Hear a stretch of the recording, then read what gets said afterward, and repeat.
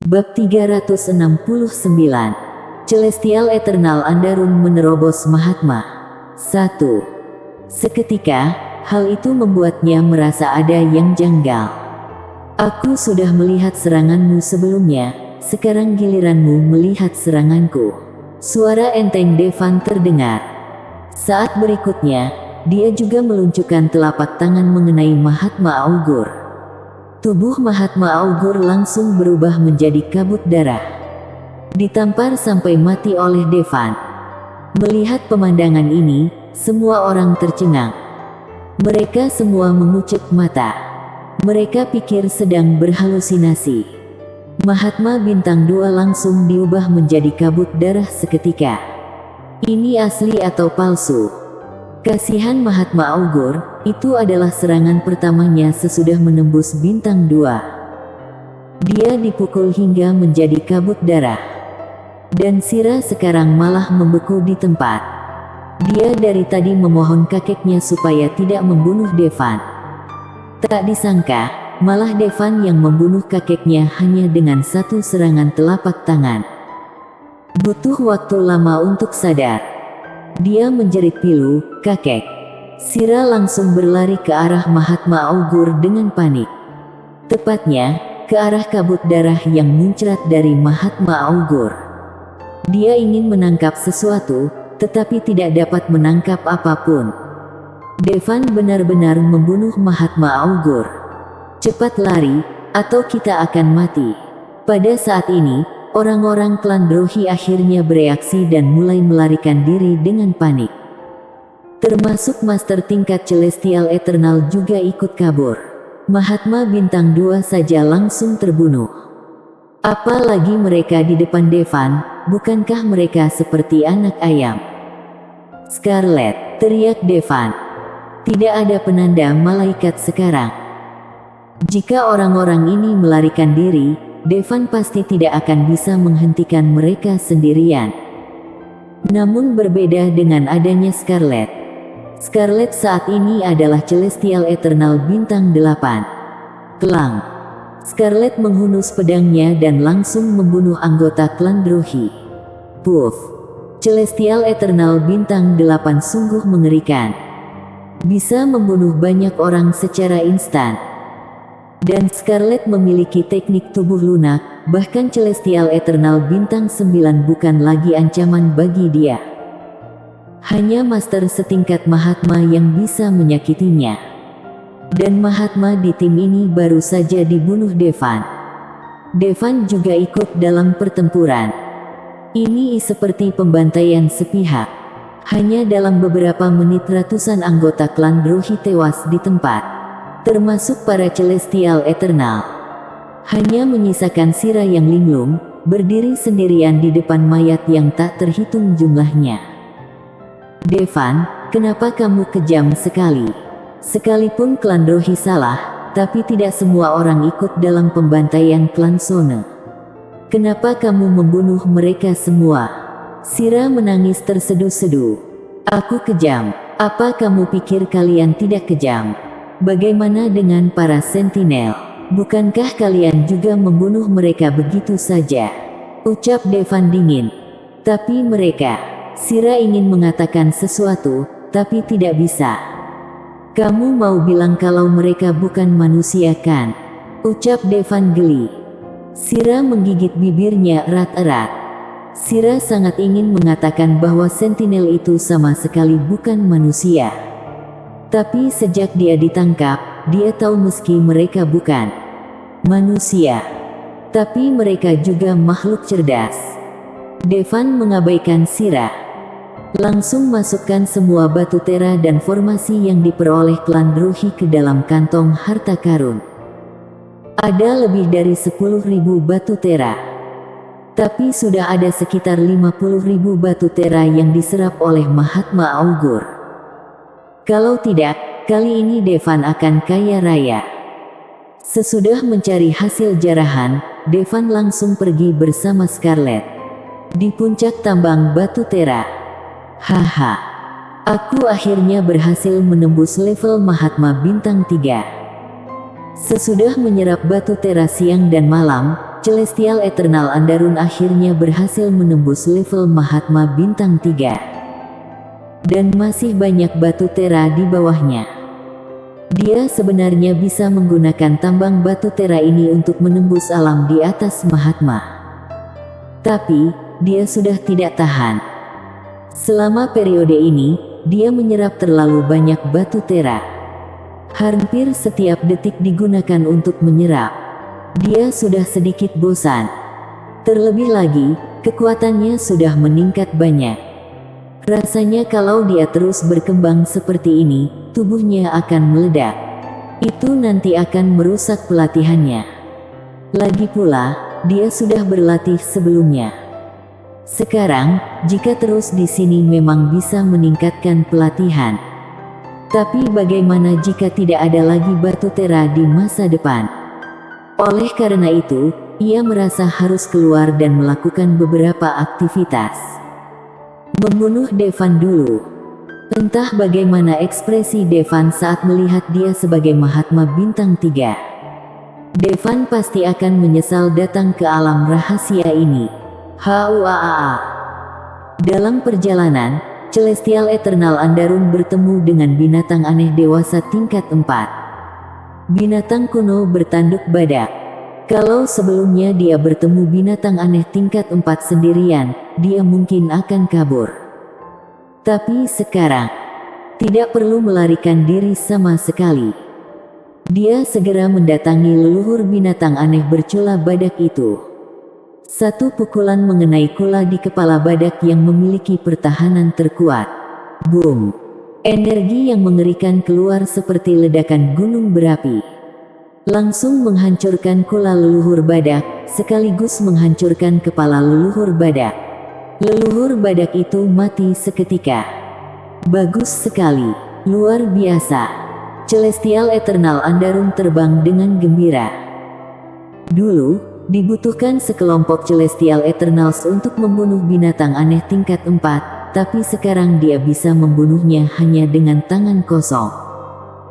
Dia langsung membawa bangkai binatang leluhur badak di pundaknya dan kemudian bersiap untuk bergabung dengan pasukan besar.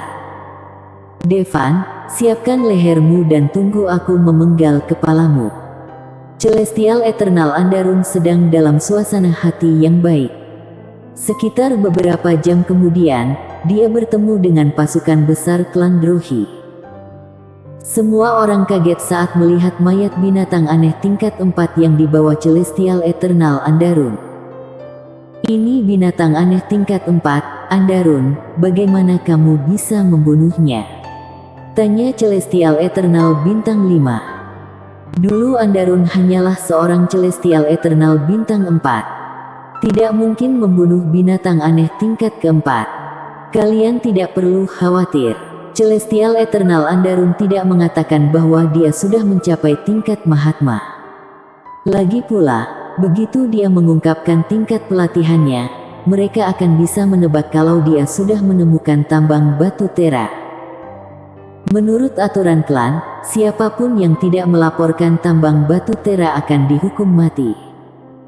Sekarang dia adalah Mahatma Bintang 3. Dia jauh di atas para petinggi klan. Ketika dia menyerap seluruh batu tera, dia akan menjadi nomor 1 di klan. Seluruh klan Drohi akan tunduk di kakinya. Saat itu, dia bisa memamerkan kekuatannya. Ngomong-ngomong, apa Devan sudah mati? Tanya Celestial Eternal Andarun dengan santai. Dia rasa Devan mungkin saja sudah dibunuh oleh Mahatma di klan sejak lama. Jadi Andarun tidak perlu mengambil tindakan sama sekali. Jika Devan belum mati, maka dia akan menemukan Devan dan membunuhnya. Mendengar nama Devan, wajah seluruh anggota klan Drohi berubah pucat. Ada apa dengan kalian? Celestial Eternal Andarun, tidak, seharusnya sekarang disebut Mahatma Andarun, memandang semua orang dengan agak bingung. Devan belum mati dan belum lama ini, dia membunuh seorang Mahatma dari klan kita. Apa? Ekspresi Mahatma Andarun sedikit kaget, siapa yang dia bunuh? Bersambung. Bab 369. Celestial Eternal Andarun menerobos Mahatma. 2. Mahatma Augur. Sesudah mendengar perkataan anggota klan tersebut, Mahatma Andarun menghela nafas lega. Karena yang dia tahu Mahatma Augur masih bintang 1. Tapi Andarun sekarang Mahatma bintang 3. Kekuatannya jauh lebih tinggi dari Mahatma Augur. Anak itu benar-benar tidak manusiawi. Mahatma Augur sudah menerobos ke Mahatma bintang 2, tapi dia mati jadi kabut darah hanya dengan telapak tangannya. Tampaknya kecuali pemimpin klan datang, tidak ada yang bisa menjadi lawan Devan. Tetapi pimpinan sekarang bersiap untuk mengepung dan membunuh para sentinel. Dia tidak dapat pergi untuk sementara waktu. Aku hanya berharap kita tidak akan bertemu monster jahat itu sebelum pimpinan klan kembali. Mengerikan. Mahatma Andarun tercengang. Mahatma bintang 2 dibunuh secara langsung. Dia berpikir sejenak, apa dia bisa membunuh Mahatma bintang 2 secara instan? Jawabannya belum tentu. Meskipun Mahatma bintang 3 2 kali lebih kuat dari Mahatma bintang 2. Jadi kalau ingin musuhnya langsung mati dengan satu serangan, lawan tidak boleh melawan, biarkan dia menyerang. Tapi mana mungkin Mahatma bintang 2 tidak melawan? Tidak, jika Devan bisa membunuh Mahatma bintang 2 dalam sekali serang, maka kekuatanku tidak cukup. Gila, untung aku tidak bertemu dengannya. Aku harus terus menyerap batu tera. Memikirkan hal ini, Mahatma Andarun berdiri dan pergi. Celestial Eternal Andarun, mau kemana? Sebaiknya kita tetap bersama. Kalau kamu bertemu Devan, kamu mungkin akan mati, kata Celestial Eternal lainnya. Tidak akan. Mahatma Andarun langsung menolak. Konyol. Dia sekarang Mahatma bintang 3. Walaupun dia kalah dari Devan, dia pasti masih bisa kabur. Tapi kalau tetap bersama orang-orang klan Drohi, mereka akan lebih mudah dideteksi. Apalagi Andarun masih harus menyerap batu tera. Segera, Mahatma Andarun kembali ke tambang batu tera dan terus menyerap batu tera. Kali ini ia memutuskan akan setidaknya mencapai Mahatma bintang 5 sebelum meninggalkan gunung. Bajingan, Devan ternyata bisa membunuh Mahatma bintang 2 dalam hitungan detik, mengerikan. Ini pasti marka dari pemimpin klan Drohi. Devan akhirnya menemukan marka yang ditinggalkan oleh pimpinan klan Drohi. Anggota klan Drohi yang lain mungkin tidak tahu kalau klan Drohi mencuri kunci alam rahasia dari klan Sone. Tapi pemimpin klan Drohi pasti tahu. Mungkin itu perintahnya sendiri. Di sisi lain, belum ada kabar mengenai Celestial Eternal Andarun.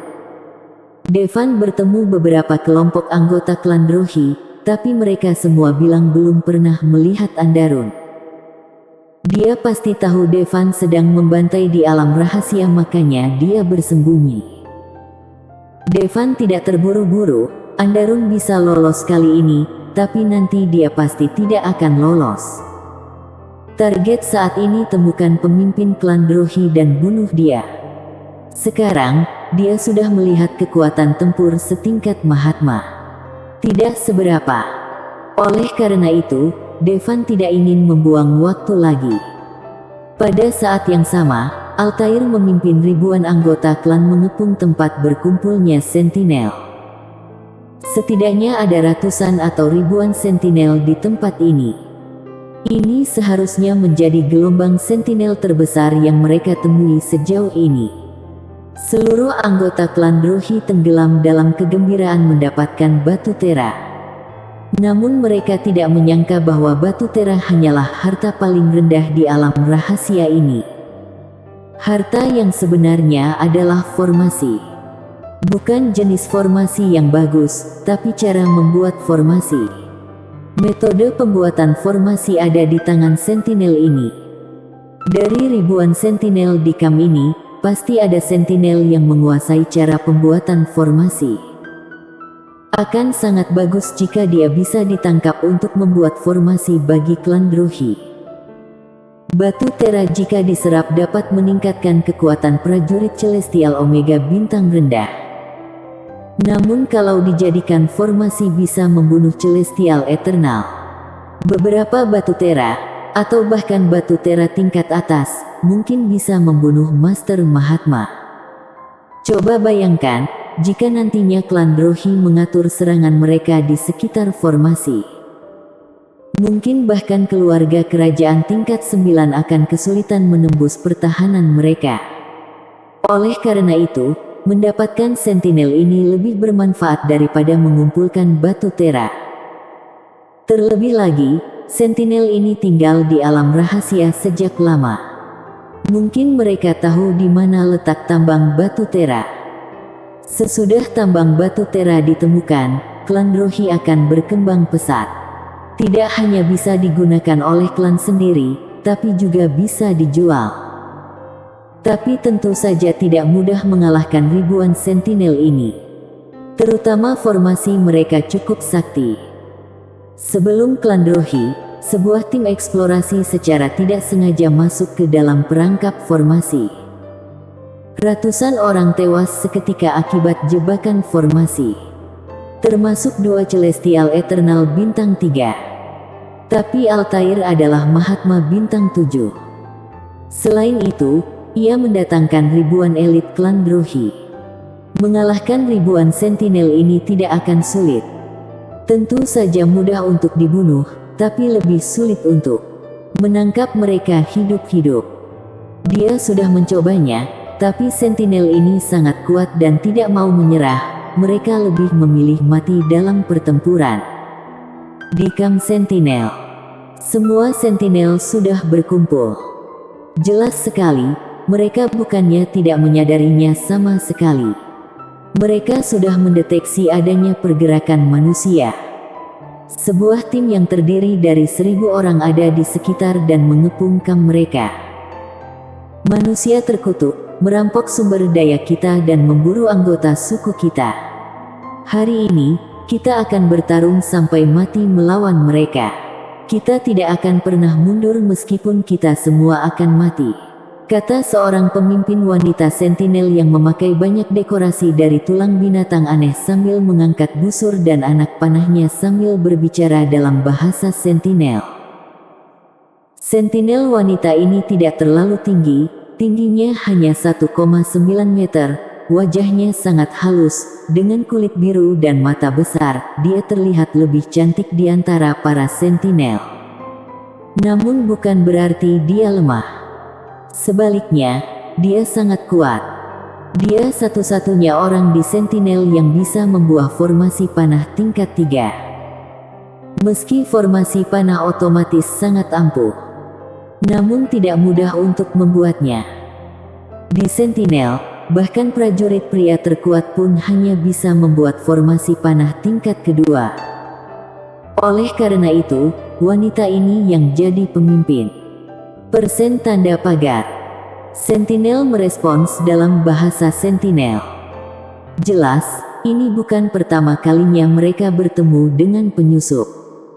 Lagi pula, hanya karena alam rahasia belum ditemukan oleh keluarga kerajaan tingkat tinggi, bukan berarti tidak ada master yang masuk secara tidak sengaja selama bertahun-tahun sebelumnya.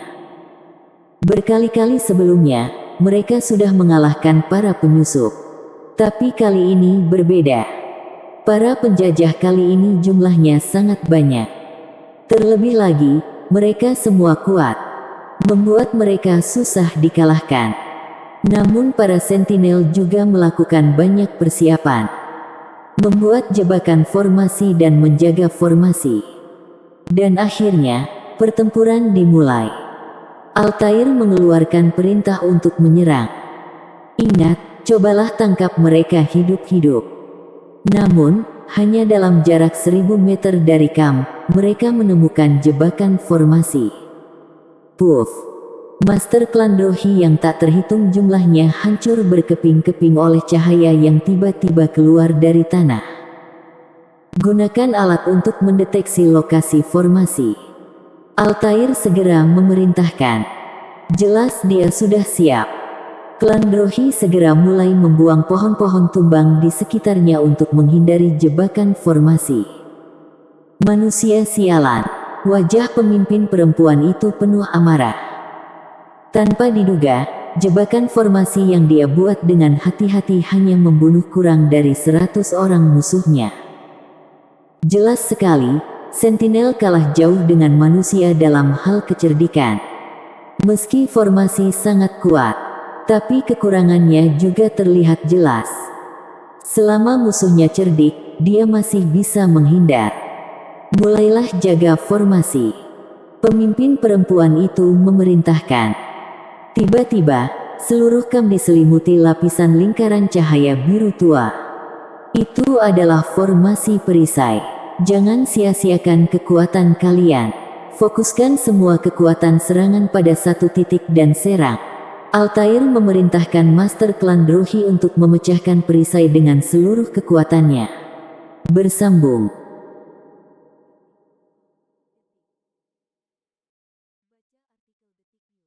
Bab 370. Leluhur Klan Drohi, Nica Drohi 1.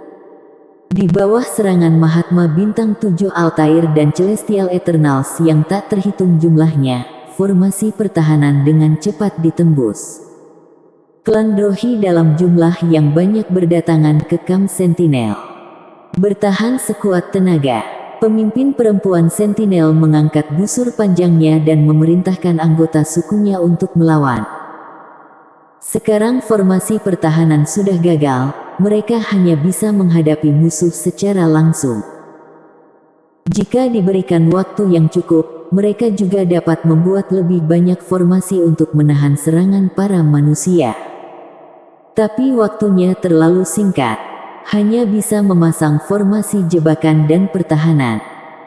Dulu, di alam rahasia ini hanya ada binatang aneh dan orang-orang dari satu suku.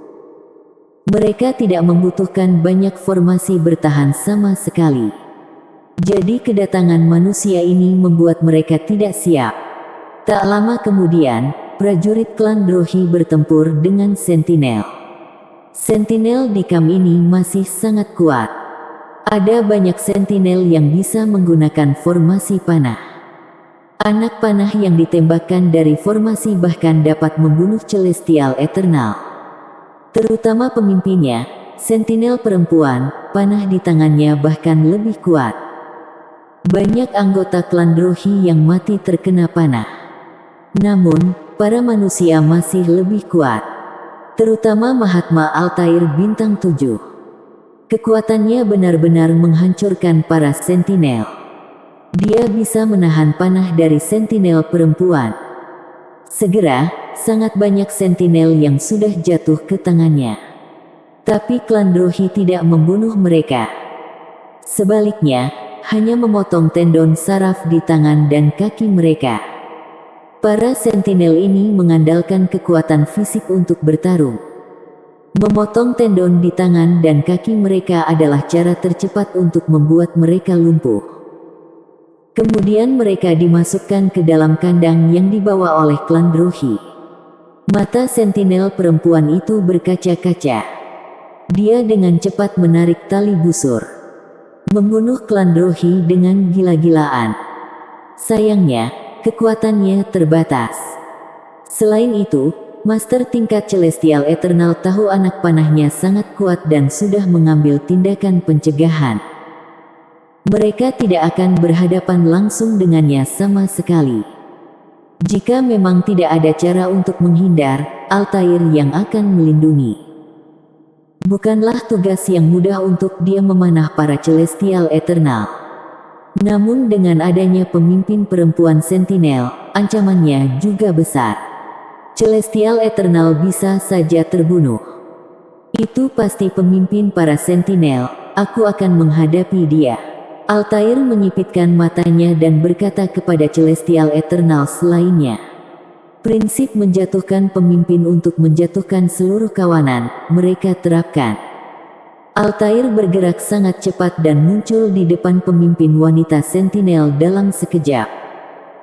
Dia tahu bahwa busur dan anak panah tidak ada gunanya, jadi dia menjatuhkan busur dan anak panah di tangannya, lalu mengeluarkan belati. Bertarung jarak dekat dengan Altair. Harus diakui bahwa kemampuan bertarung jarak dekat wanita sentinel ini juga sangat kuat. Dia bertengkar sengit dengan Altair. Puff! Altair terkena belati karena sesaat meremehkan dia.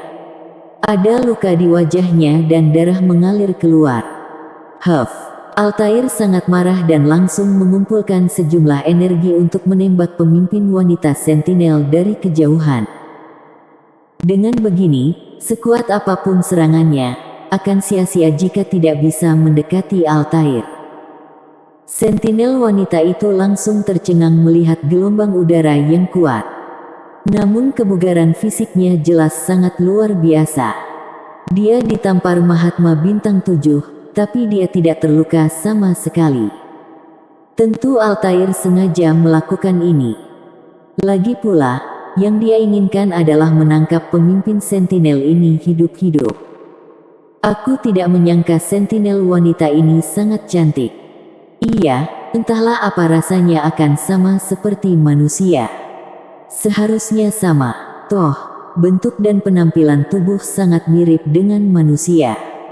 Sialan, kalian sudah tidak sabar mencicipi dia.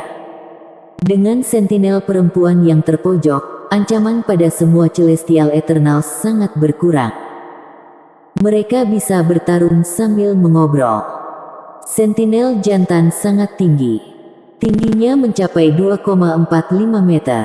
Ini terlalu beda dari manusia. Namun tinggi sentinel betina umumnya sekitar 2 meter. Ketinggian ini masih dapat diterima. Tapi utamanya, sentinel ini cukup cantik. Cobalah untuk tidak membunuh sentinel betina.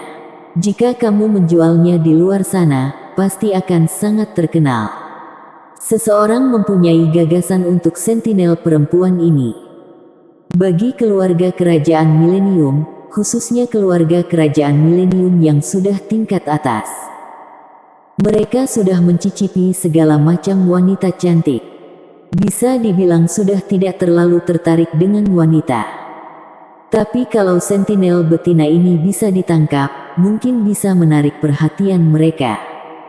Apa itu mungkin? Apa kamu tidak tahu kalau sentinel tidak bisa melewati portal karena tubuh mereka akan hancur setelah melewati portal? Beberapa orang menggelengkan kepala, kecewa karena ide mereka tidak bisa dilakukan. Kalau begitu undang saja mereka untuk masuk dan menikmati di sini. Itu boleh juga.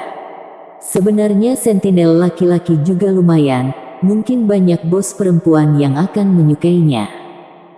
Sekelompok orang sedang mendiskusikan rencana jahat mereka. Setelah beberapa saat, jumlah sentinel menurun tajam. Namun tidak banyak sentinel yang ditangkap hidup-hidup. Karena sentinel ini lebih memilih mati daripada ditangkap. Begitu tertangkap, mereka akan langsung mencari cara untuk bunuh diri. Puff! Sentinel wanita tadi akhirnya memuntahkan seteguk darah karena serangan Altair. Betapapun bagus kondisi fisiknya, dia tetap tidak bisa bertahan. Sentinel perempuan itu muntah darah, para sentinel meraung marah. Sayangnya, semua sia-sia. Ini ditakdirkan menjadi perang yang tidak dapat mereka menangkan. Akhirnya anggota suku terakhir ditangkap. Ratu Sentinel, rakyatmu semua sudah kita tangkap. Sebaiknya kamu menyerah sekarang, kalau tidak, mereka akan mati. Altair meletakkan tangan di belakang punggung dan berkata kepada pemimpin perempuan Sentinel. Tentu saja, dia tidak berharap perempuan ini bisa paham. Sentinel wanita itu tampak sangat sedih. Sekarang dia juga terluka parah dan tidak bisa bertarung lagi. Dia melolong, mengangkat belatinya dan bersiap untuk bunuh diri.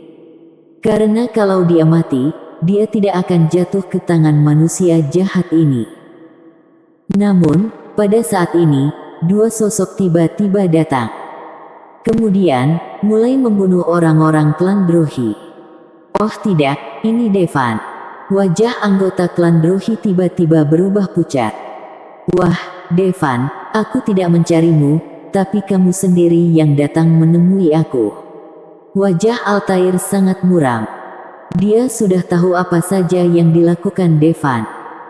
Di usianya yang masih muda, ia sebenarnya mampu membunuh Mahatma Bintang 2. Mungkin Altair bisa juga membunuh Mahatma Bintang 2 dengan gampang.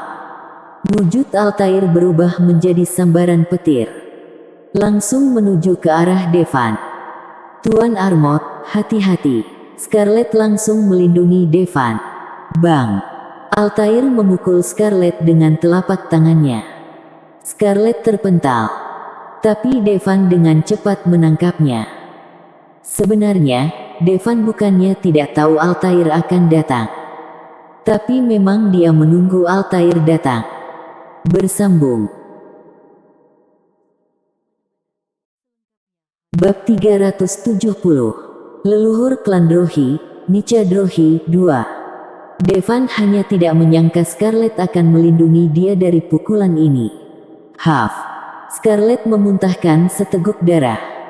Tentu saja, teknik tubuh lunak pun tidak sepenuhnya kebal terhadap serangan telapak tangan Altair. Bagaimanapun, itu adalah serangan Mahatma Bintang 7. Kekuatannya sangat mengerikan. Kamu cuma Celestial Eternal Bintang 8 tapi berani menerima seranganku, kamu benar-benar cari mati. Altair mendengus dingin. Namun, dia masih sedikit terkejut. Harusnya serangan telapak tangan saja cukup untuk mengubah Scarlet menjadi kabut darah. Tapi Scarlet hanya muntah darah. Itu adalah teknik ajaib.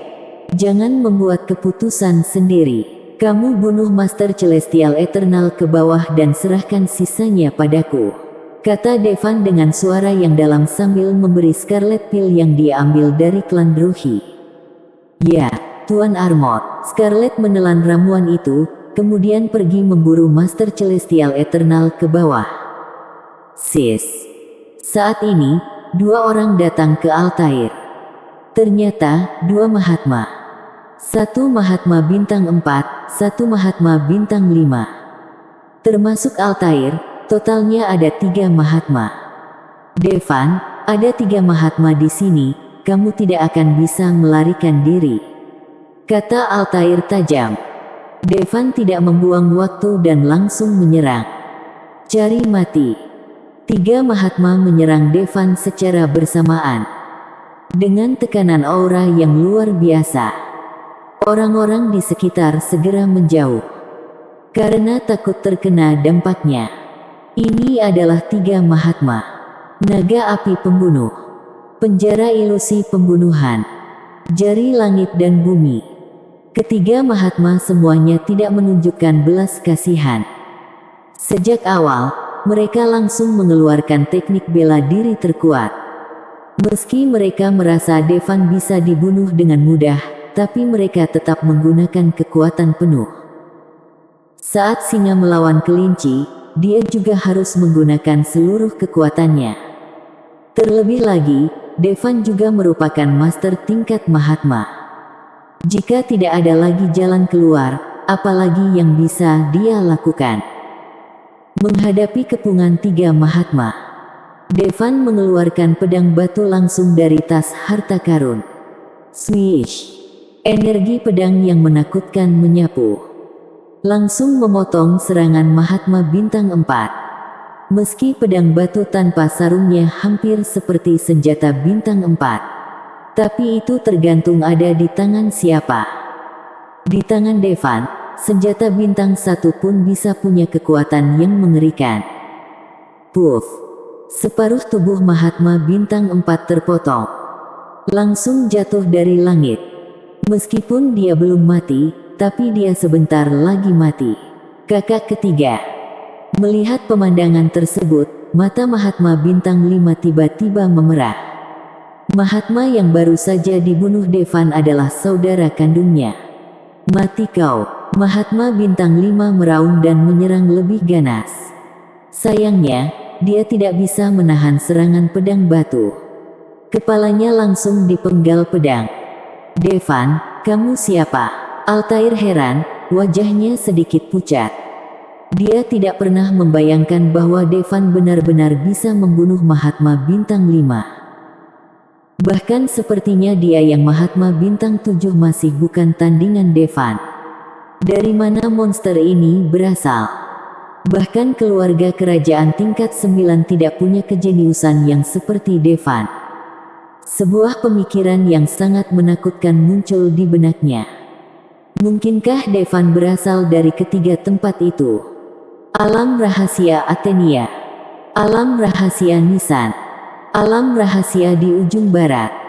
Di Antares, ada 3 alam rahasia teratas. 2 alam rahasia teratas berada di negara Al-Sutra, yaitu alam rahasia Athenia dan alam rahasia Nisan. Alam rahasia teratas ketiga, berada di ujung barat. Ketiga alam rahasia teratas ini adalah tempat yang benar-benar menakutkan. Alam rahasia yang kini dieksplorasi oleh klan Drohi bahkan tidak sebaik dari 3 alam rahasia teratas. Di sanalah master sejati berkumpul. Kekuatannya yang lebih rendah dari level Mahatma tidak memenuhi syarat untuk masuk. Bahkan jika Mahatma masuk 3 besar alam rahasia, kemungkinan mati sangat tinggi. Altair yang mencapai Mahatma Bintang 7 pun tidak berani masuk. Selain master yang datang dari sana, dia benar-benar tidak bisa memikirkan tempat lain di mana monster seperti Devan bisa ada. "Aku akan membunuhmu." Devan mendengus dingin dan bergegas menuju Altair. Pedang batu di tangannya langsung mengayun. Puff! Altair melawan dengan sekuat tenaga, namun pada akhirnya salah satu lengannya terpotong. "Devan, jangan bunuh aku akan memberikan apapun yang kamu mau." Altair akhirnya takut. Sentinel yang hendak bunuh diri tiba-tiba memiliki cahaya aneh di matanya. Manusia yang satu ini sangat kuat. Dan sepertinya dia tidak jahat. "Aku ingin kau mati." Devan menusuk jantung Altair dengan pedangnya. Dan sesudah pedang batu ternoda darah, tampak mulai menghisap darah dengan cepat. Hanya dalam sekejap mata, jantung Altair tersedot sampai kering. "Kamu tidak bisa membunuhku. Kalau kamu membunuhku kamu pasti akan mati." Pupil Altair membesar dengan cepat. Devan sama sekali tidak menghiraukan ancaman Altair. Saat Altair mati, batu jiwanya tiba-tiba hancur. Sesaat kemudian, suara wanita terdengar, "Altair, mati." "Bagaimana mungkin, Nyonya? Klan Drohi adalah keluarga kerajaan tingkat 7. Kecuali ada keluarga kerajaan tingkat 8 atau 9, dia tidak mungkin terbunuh," kata pelayan di sebelah wanita itu. Keduanya tampak berusia 20-an sampai 30-an. Namun sebenarnya usia mereka sangat tua. Wanita ini adalah ibu Altair. Juga mantan nenek moyang klan Drohi, Nica Drohi. Bagaimanapun juga, dia sudah masuk ke alam rahasia Athenia dan tidak meninggalkan alam rahasia Athenia selama bertahun-tahun. Orang-orang di luar mengira dia sudah mati. Sebenarnya, dia masih hidup dan sehat, bahkan sudah mencapai level yang lebih tinggi. Memasuki alam rahasia Athenia, dia menyadari bahwa dunia ini jauh lebih besar dari yang dia bayangkan. Di luar, Mahatma hampir tak terkalahkan. Tapi di alam rahasia Athenia, Mahatma tidak ada apa-apanya. Ada banyak master yang lebih kuat dari Mahatma. Tampaknya alam Mahatma hanyalah alam permulaan dari seorang master. Padahal dia sudah bertahun-tahun masuk ke dalam alam rahasia Athenia. Tapi dia selalu memakai batu jiwa Altair pada tubuhnya. Dan hari ini batu itu pecah. Batu jiwa adalah satu-satunya objek yang dapat melewati penghalang alam rahasia. Ini batu jiwa Altair. Nica menyerahkan batu jiwa yang rusak itu kepada pelayan. Bocah cengeng ini benar-benar mati. Wajah pelayan itu juga berubah pucat. "Haha, sepertinya aku, Nica, sudah puluhan tahun berada di alam rahasia Athenia dan orang di luar sana sudah melupakan keberadaanku. Aura mengerikan keluar dari tubuh Nica. Ratusan ribu kali lebih kuat dari aura Mahatma Bintang 9. Bersambung.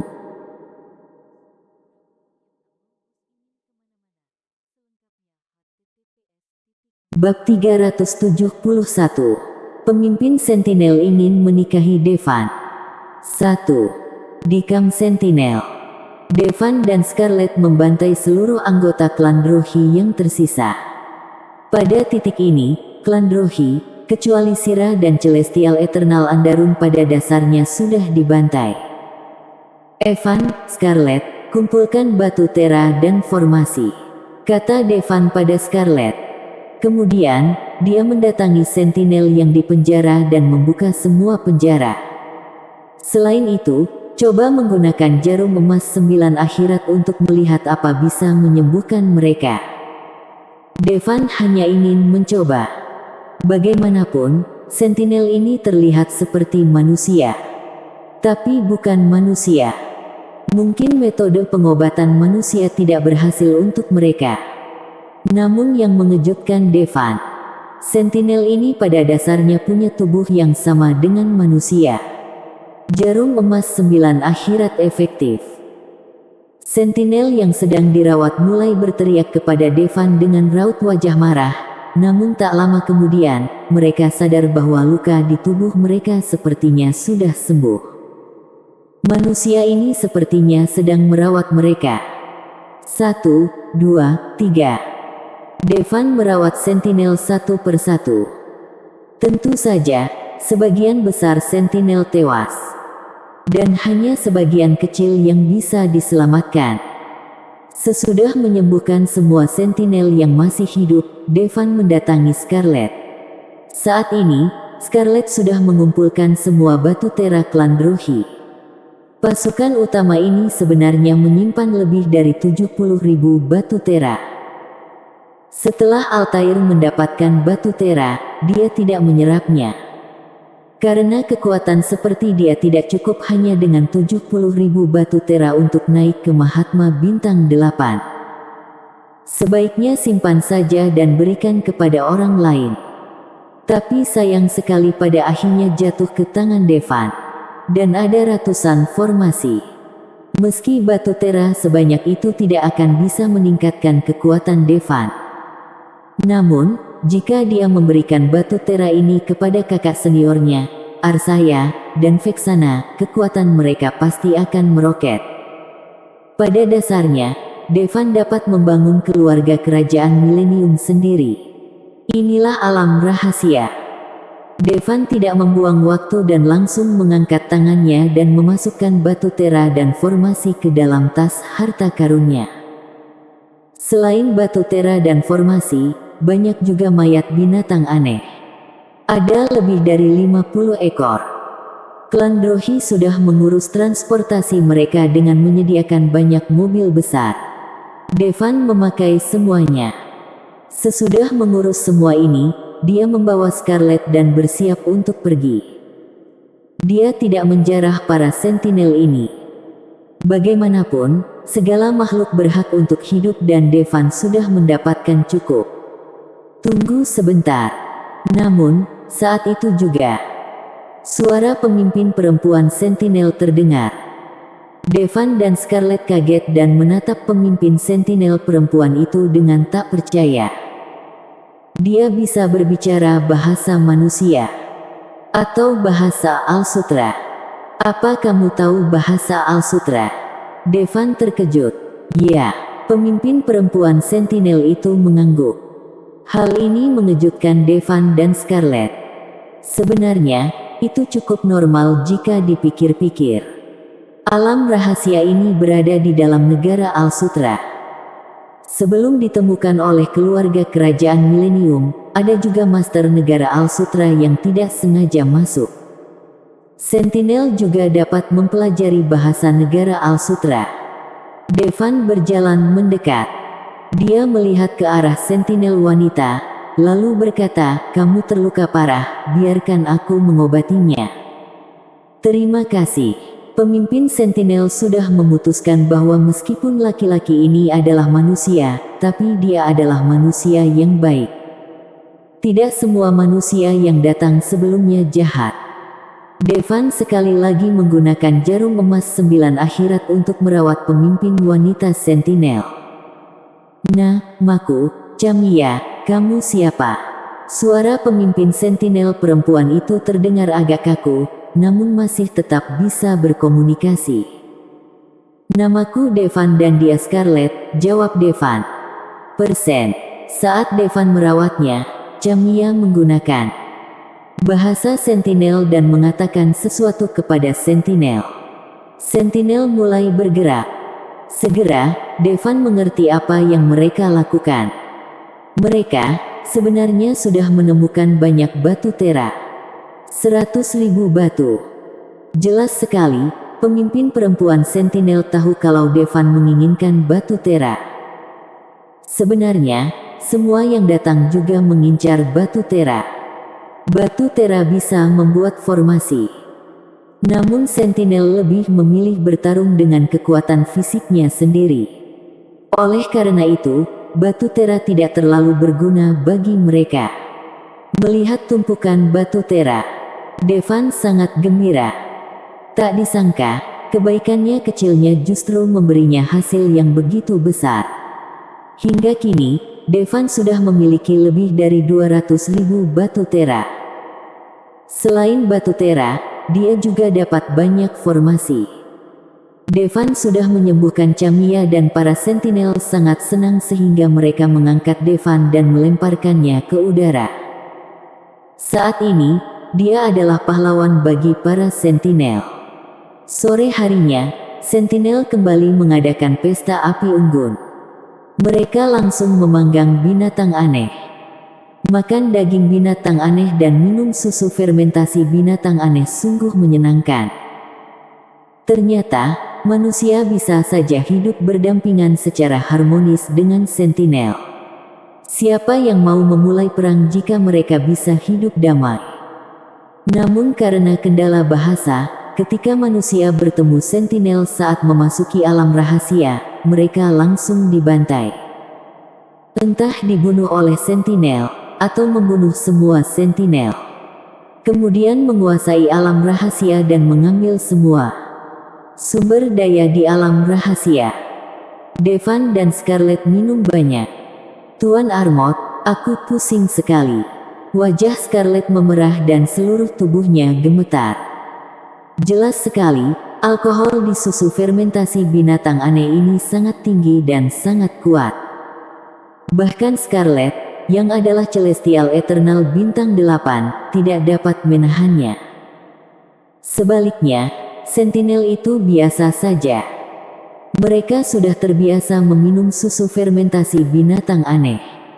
Dibanding manusia biasa, cuma fisik mereka yang lebih kuat. Devan baik-baik saja, hanya sedikit mabuk. Tapi yang lain masih terjaga.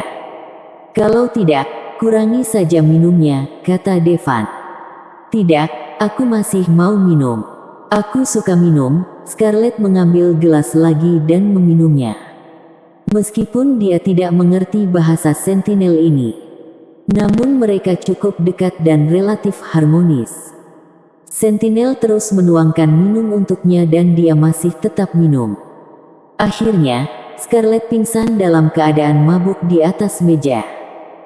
Bertahun-tahun yang lalu, seorang manusia datang ke sini dan dari dialah aku belajar bahasa manusia, jelas Camia sambil minum bersama Devan. Ikut aku. Sambil Camia minum, dia meraih tangan Devan dan menarik Devan ke api unggun.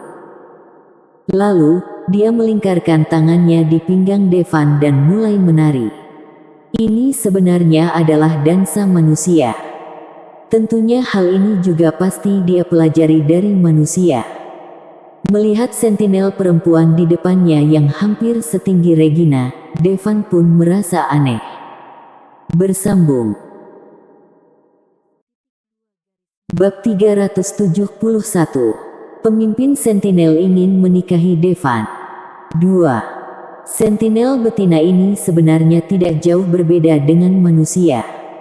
Kulitnya berwarna biru dengan garis-garis putih. Tapi mata mereka sangat lebar. Sama seperti seorang gadis di anime. Mata mereka semurni permata. Bagaimana rasanya berdansa dengan sentinel di pelukan? Mungkin yang pernah mengalaminya hanya manusia yang mengajari Chamiya menari dan Devan. Sesudah menari beberapa saat, Chamiya dengan gembira menarik Devan dan berjalan menuju sebuah rumah batu. Melihat ini, sentinel lainnya tiba-tiba berseru, seolah-olah sedang menyoraki mereka. Devan juga tidak mengerti apa yang akan dilakukan Chamiya. Dia mengira Chamiya punya harta karun untuk diberikan padanya. Lalu dia mengikuti Chamiya ke kamar Chamiya. Kamar sentinel tidak ada hiasannya. Terdapat berbagai furnitur dan dekorasi yang terbuat dari tulang binatang aneh. Spray dan selimut semuanya terbuat dari kulit binatang aneh. Binatang aneh sangat dihargai di dunia manusia. Tapi di dunia sentinel ini, mereka tampak seperti binatang biasa. Devan melihat sekeliling. Dia tidak melihat harta karun apapun. Langsung mentapa Chamiya dengan bingung. Lalu Devan lihat Chamiya melepas hiasan tulang binatang di tubuhnya satu persatu. Terakhir, ia melepas rok kulit binatang di tubuhnya. Chamiya, apa yang kamu lakukan? Devan terkejut. Van, kita akan, kata Chamiya dengan penuh semangat.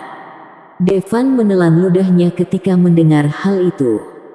Sial, apa sentinel ini tidak bisa menahan diri. Meski begitu, sesudah pakaiannya dilucuti, tubuh Chamiya sebenarnya tidak ada bedanya dengan manusia. Namun, kulit biru itu benar-benar membuat Devan tidak bisa bicara. Devan tampak tidak siap. Chamiya menatap bingung. Berkata, Devan, apa kamu tidak ingin melakukan ini dengan Chamiya? Ahem, Chamiya, kita berbeda, apa kamu paham? Devan tak mau menolak begitu saja. Apa bedanya? Ayah dan ibuku juga berbeda, kata Chamiya. Mata Devan melebar. Mungkinkah Chamiya lahir dari ayah manusia? Sial, itu luar biasa sekali. Devan langsung memuji ayah Chamiya. Gila, dia pasti benar-benar seorang master. Ahem, Chamiya, apa kamu tahu? Manusia biasa melakukan ini dengan orang yang mereka suka. Devan menelan ludahnya. Chamiya suka Devan, bukankah Devan suka Chamiya? Ucap Chamiya dengan raut wajah bingung, ekspresinya terlihat sangat polos. Dia hanyalah seorang sentinel perempuan yang ingin bersenggama dengan Devan. Niat buruk apa yang bisa dimiliki sentinel perempuan? Devan sedikit malu. Sial, bagaimana dia harus menjawab? Ini seperti pertanyaan jebakan. Devan tidak bisa mengatakan kalau dia tidak menyukai Chamiya, bukan? Aku suka, tapi bukan suka yang seperti itu. Suka yang kumaksud tidak bisa. Hanya suka seperti cinta yang bisa. Devan berusaha menjelaskan sampai berkeringat deras. Bukan suka, lalu suka yang seperti apa? Yang jelas, meski Chamiya bisa berkomunikasi, namun levelnya belum cukup tinggi untuk memahami permainan kata Devan. Devan sendiri tidak tahu bagaimana menjelaskannya. Jika Devan tidak melakukannya dengan Chamiya, apa Devan ingin melakukannya dengan Scarlet? Sebuah kabut buram muncul di mata Chamiya. Tentu saja tidak, sahut Devan cepat. Sesudah mendengarkan perkataan Devan, Chamiya tiba-tiba menjadi bahagia kembali. Devan hanya bisa mengatakan yang sebenarnya. Chamiya, aku tidak terlalu suka gadis berkulit biru. Aku suka gadis berkulit putih. Chamiya, seperti Scarlet. Iya, yang seperti Scarlet, kata Devan dalam hatinya saja, tapi tak ada yang bisa dia lakukan lagi. Meski Devan tidak membeda-bedakan warna kulit, Namun dia sendiri lebih menyukai orang berkulit kuning atau putih. Sedangkan untuk warna lain, Devan hanya biasa saja. Namun sesudah mendengar perkataan Devan, Changya justru menunjukkan ekspresi bahagia. Dia segera memakai rok kulit binatang itu lalu menggandeng tangan Devan. Keduanya mulai berlari. Tak lama kemudian, Changya membawa Devan ke sebuah sungai kecil. Lalu, dia melompat ke sungai hingga mencipratkan air. Devan berpikir sebiknya segera mengambil Scarlett dan pergi dari sini.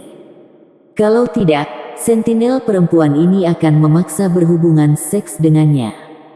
Devan tidak tahu bagaimana cara menolaknya. Namun, saat dia hendak pergi, yang terjadi di hadapannya mengejutkan Devan. Tampak Changya menyelam ke dalam air dan kemudian muncul lagi.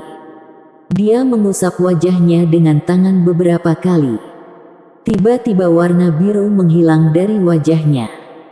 Kulit seputih saljunya benar-benar terlihat jelas. Devan terkejut.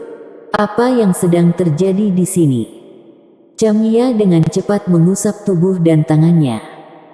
Garis-garis biru dan putih di tubuhnya sepertinya cat yang terhapus sedikit demi sedikit, mengungkapkan kulit halus seputih salju. Apa yang terjadi? Apa kulit kalian semua dicat? Tanya Devan dengan heran. Saat ini, Changya sudah menjelma sepenuhnya menjadi gadis sentinel berkulit putih. Kecuali telinga lancip dan mata besar. Seperti tidak ada perbedaan sama sekali dengan manusia. Tentu saja ada sedikit perbedaan. Tidak ada bulu rambut seperti manusia. Sambil berenang di air, dia menjawab Devan, tidak, kulit mereka benar-benar biru dan kulit Changya putih. Tapi, kulit putih akan dianggap aneh.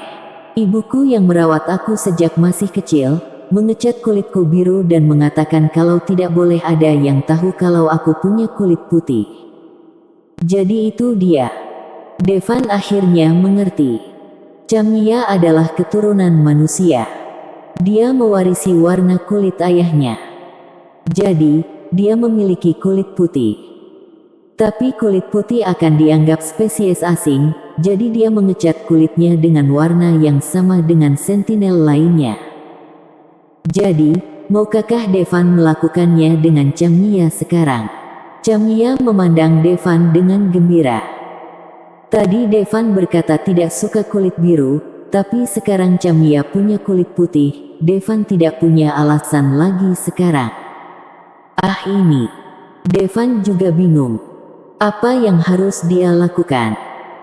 Changya, di tempatku, kita harus menikah dulu. Kalau tidak, akan jadi pelanggaran moral. Untuk menolak Changya, Devan berbohong lagi.